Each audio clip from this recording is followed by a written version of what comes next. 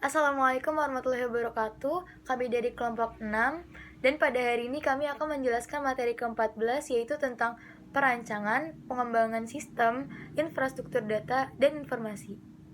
Dan sebelumnya kami akan memperkenalkan diri. Nama Dwi Prasetyo, NPM 202043500241. Halo, perkenalkan nama saya Randi Darul Amar dengan NPM 202043502415, nomor absen 32. Nama saya Raka Hadid, NPM 202043502416. Nama saya Siti Nur Sabila dengan NPM 202043502417 dan nomor urut absen 31. Perkenalkan, nama saya Ipang Panglima Kartanegara, NPM saya 202043502418 dengan nomor urut nomor 35. Perkenalkan, nama saya Noval Akil Fauzi dari kelas R1K dengan nomor NPM 202043502419 dengan nomor urut 36. Pengembangan sistem informasi.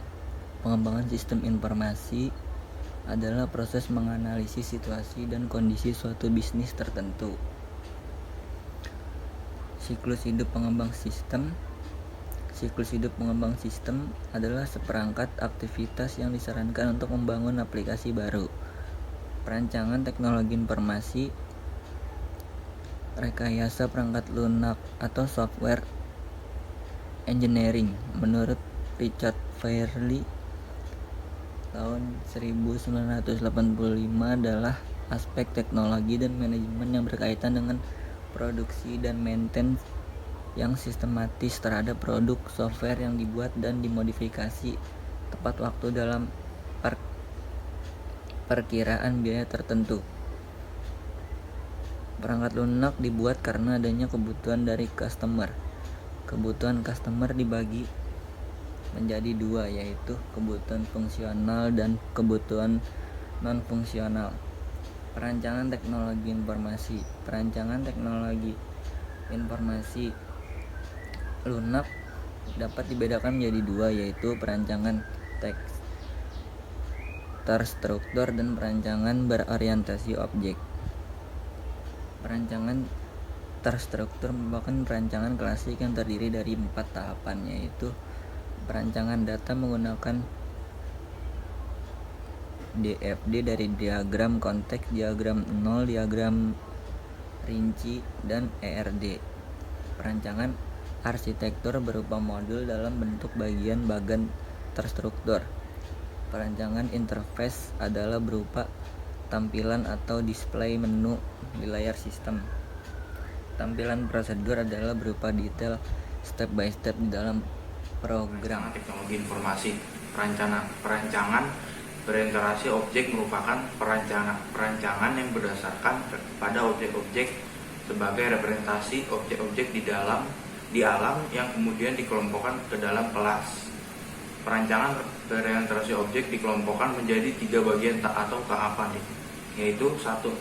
Analisa behavior berupa use case diagram, activity diagram, dan lain-lain. 2. Analisa struktural berupa kelas diagram, komponen diagram, dan lain-lain. 3. Analisa interaksi berupa sequence diagram dan lain-lain. Lanjut, pengembangan sistem informasi sistem development adalah proses menganalisis situasi dan kondisi suatu bisnis tertentu. Merancang suatu solusi sistem untuk meningkatkan situasi dan kondisi tersebut dan menyediakan SDM, finansial, serta sumber daya TI yang dibutuhkan untuk mengembangkan dan menerapkan solusi tersebut. Siklus hidup pengembangan sistem. Siklus hidup pengembangan sistem development life cycle atau SDLC adalah seperangkat aktivitas yang diarahkan untuk membangun aplikasi baru, yaitu dari software engineering, analisis, desain, coding, testing, dan maintenance. Lanjut ke tahap-tahap siklus hidup pengembangan sistem.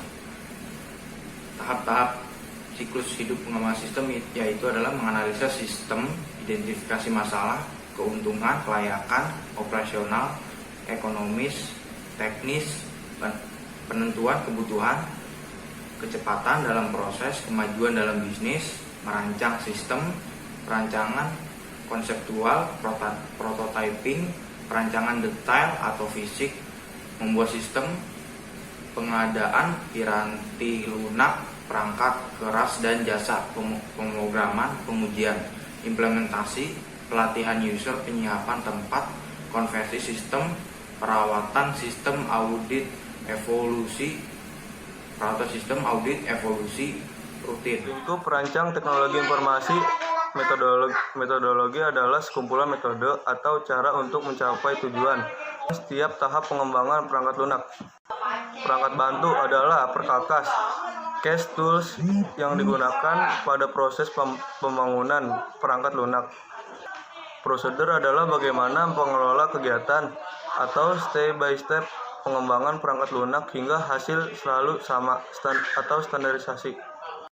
Teknik dan alat-alat analisis. Teknik pengumpulan data, wawancara, kuesioner, pemeriksaan dokumen, observasi, sampling. Flowchart atau data flow diagram, jenis diagram yang merupakan algoritma, alur kerja atau proses, menunjukkan langkah-langkah sebagai kotak dari berbagai jenis dan pesanan mereka dengan menghubungkan mereka dengan panah. Diagram representasi ini menggambarkan model solusi untuk diberikan masalah. Diagram alur yang digunakan dalam menganalisis, merancang, mendokumentasikan atau mengelola sebuah proses atau program di berbagai bidang. Teknik dan alat-alat analisis. Kamus data atau data dictionary. Penjelasan data dimasukkan ke dalam komputer dengan memakai data description language atau DDL dari sistem manajemen database, sistem kamus atau peralatan CAS.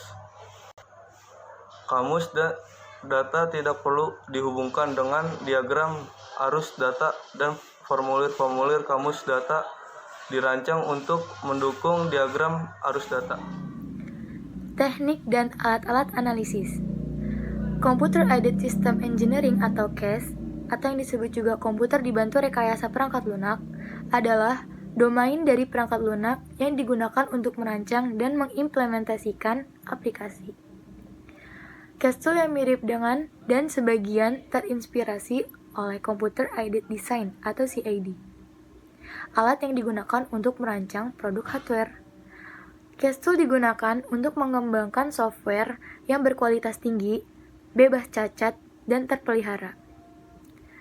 Software CAS sering dikaitkan dengan metodologi untuk pengembangan sistem informasi bersama-sama dengan alat otomatis yang digunakan dalam proses perkembangan atau pengembangan perangkat lunak. Sistem informasi dalam bisnis. Pertama, sistem informasi adalah suatu di mana data atau informasi mengalir dari suatu unit ke unit lain di dalam suatu organisasi. Yang kedua, sistem informasi yang digunakan dalam dunia bisnis dikategorikan sebagai berikut, yaitu Transaction Processing System atau TPS, gaya komputasi yang membagi pekerjaan ke individu, operasi terpisah, disebut transaksi.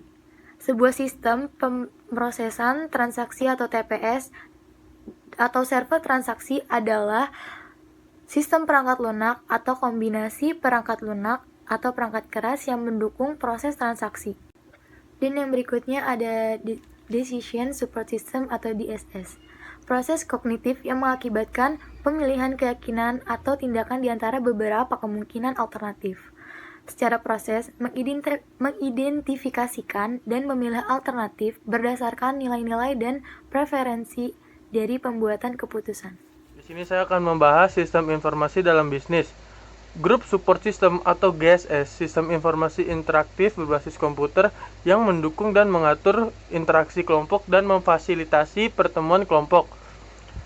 Executive Informasi System atau EIS, sistem pendukung keputusan DSS yang digunakan untuk membantu eksekutif senior dalam proses pengambilan keputusan.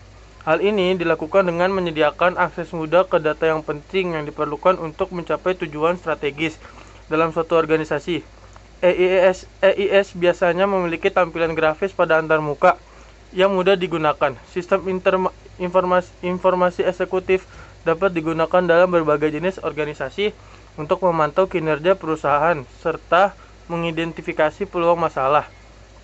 Expert System atau ES, sistem komputer yang mengemulasi kemampuan pengambilan keputusan manusia, dirancang untuk memecahkan masalah yang kompleks. Dengan penalaran pengetahuan, sistem pakar dibagi menjadi dua sub, sistem mesin, inferensi dan basis pengetahuan. Basis pengetahuan merupakan fakta dan aturan, sedangkan mesin inferensi menerapkan aturan dengan fakta-fakta yang dikenal untuk menyimpulkan fakta-fakta yang baru. Saya akan menjelaskan tentang abad informasi. Perkembangan baru dibagi menjadi 4, yaitu masuknya consumer elektronik ke dalam TI, sehingga cakupan TI dibagi menjadi 3, yaitu komputer, communication network, consumer elektronik. Definisi communication carrier diperluas menjadi telepon company, television network company, cable company. Definisi software diperluas sehingga menjadi semua unsur yang memberikan nilai kepada hardware. Cakupan software menjadi 2, yaitu program dan konten. High Definition Television atau disingkat menjadi HDTV adalah TV yang menggunakan teknologi digital untuk menyajikan suara dan gambar atas layar kualitas tinggi. Kemudian televisi interaktif atau yang sering disebut dengan ETV adalah suatu televisi yang dilengkapi keyboard, storage, dan kemampuan untuk mengirim dan menerima informasi dan dalam jumlah besar. Kemudian redefinisi industri TI, yaitu menyatukan komputer, jaringan komunikasi, dan elektronik konsumer akan merubah arti TI dan otomatis merubah industri TI. Kemudian informasi superhighway atau jalur informasi si cepat adalah jaringan informasi yang mempunyai cakupan suatu negara, membawa lalu lintas data dan informasi dengan kapasitas yang kecepatannya tinggi.